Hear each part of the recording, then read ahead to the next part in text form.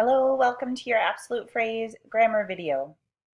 All of the notes here, all the sentence examples at least, and many of the notes are from a work text, Grammar for High School by Don and Jenny Kilgallen.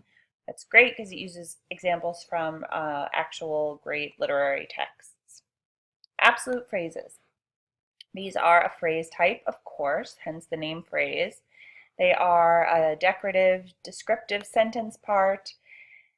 They describe the rest of the sentence in which they appear, even though sometimes they'll seem like they're most specifically describing a noun that they come near, and then other times they feel more like they're describing the whole sentence. They're great for fiction writing, great for essay writing too. As a test, if you think something is an absolute phrase, you can try adding a form of to be to it, adding was or were. And if that makes it into a complete independent clause, then it is in fact an absolute phrase. A teenager in a black tank top, a greenish tattoo flowing across her broad back, hoisted a toddler onto her shoulder. So here's our absolute phrase. If we added was here, it would be an independent clause. A greenish tattoo was flowing across her broad back. But without it, it fits there grammatically correctly in the sentence and is an absolute phrase. Barbara Kingsolver. Two hard-faced men, both cradling submachine guns, stood watching him closely from the adjacent guard station.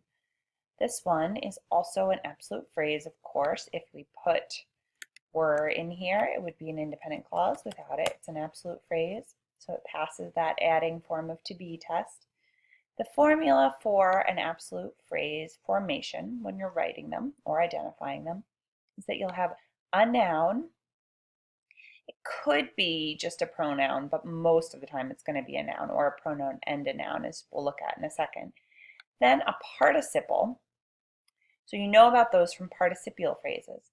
And then some additional words. In this case, dissecting the one from number 1 above, a greenish tattoo is a noun, an adjective, an article, then an adjective, then a noun.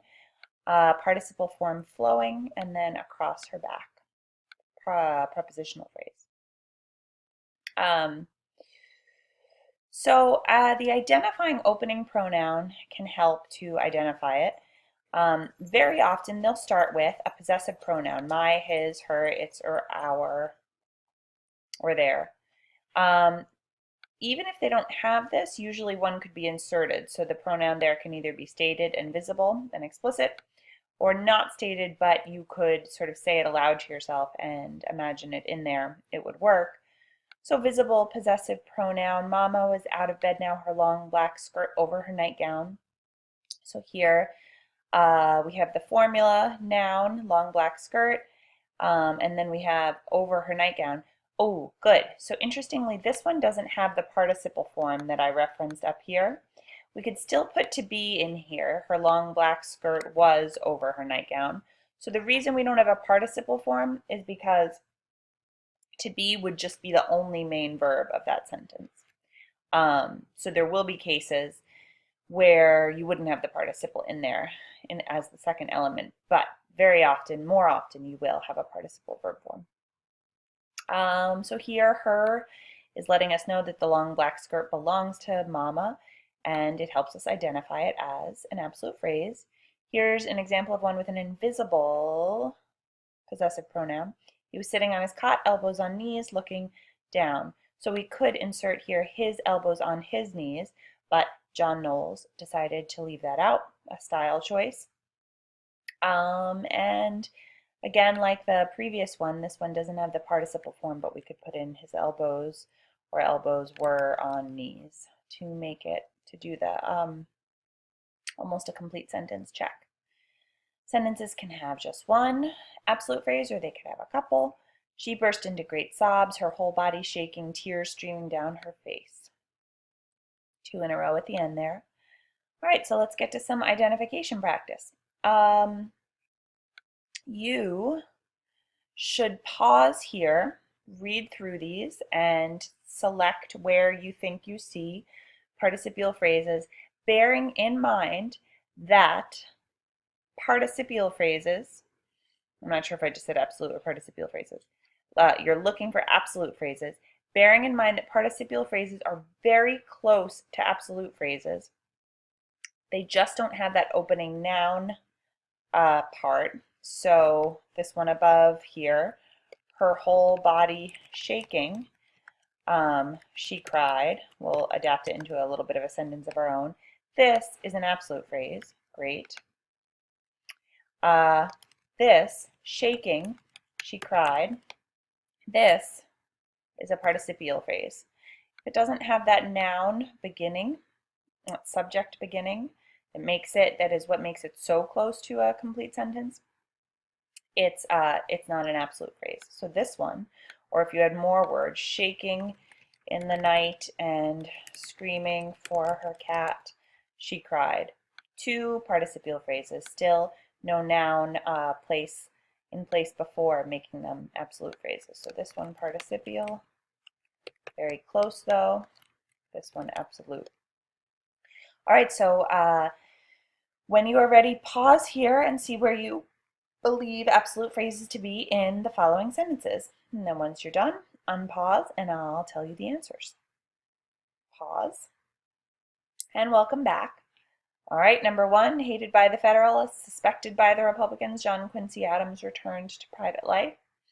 Did you think this was an absolute phrase? No, you didn't. It is a participial phrase.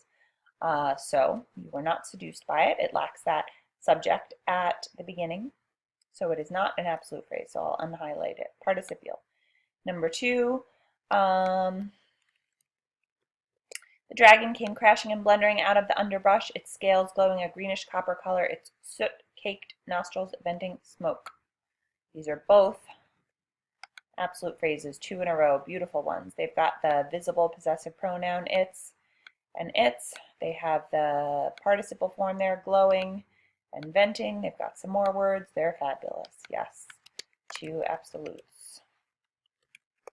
Striding along the sidewalk, under the Martian sun, tall, smiling, eyes amazingly clear and blue, came a young man of some 26 years. Phenomenal. This is a participial phrase. Smiling is a participle. Tall is an adjective. Then, so those are not absolute phrases, but then eyes amazingly clear and blue is, so it's sandwiched in after a participial phrase, making it trickier. But there it is, great. It does not have the visible possessive pronoun. You could have, I guess, his there. And you have, you could insert the form of to be. Eyes were amazingly clear and blue, and it would be complete.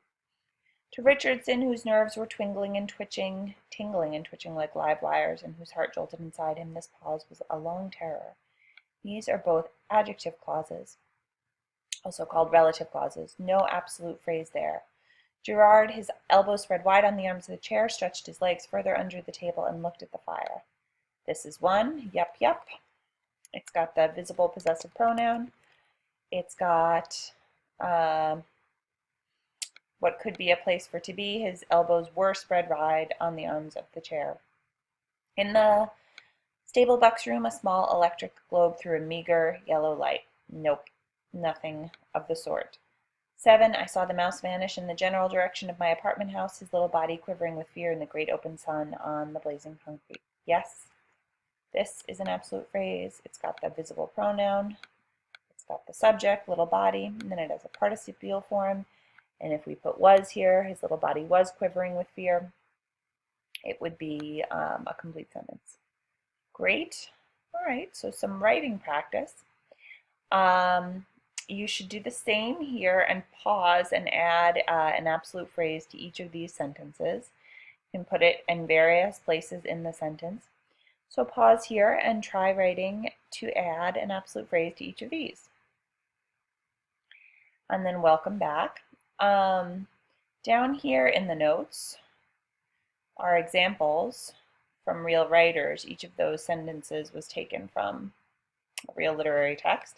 Here's what the writers added to them: Theodore Dreiser, Edmund Ware, Doris Lessing, John Steinbeck. These are available for you to look at longer in your notes too.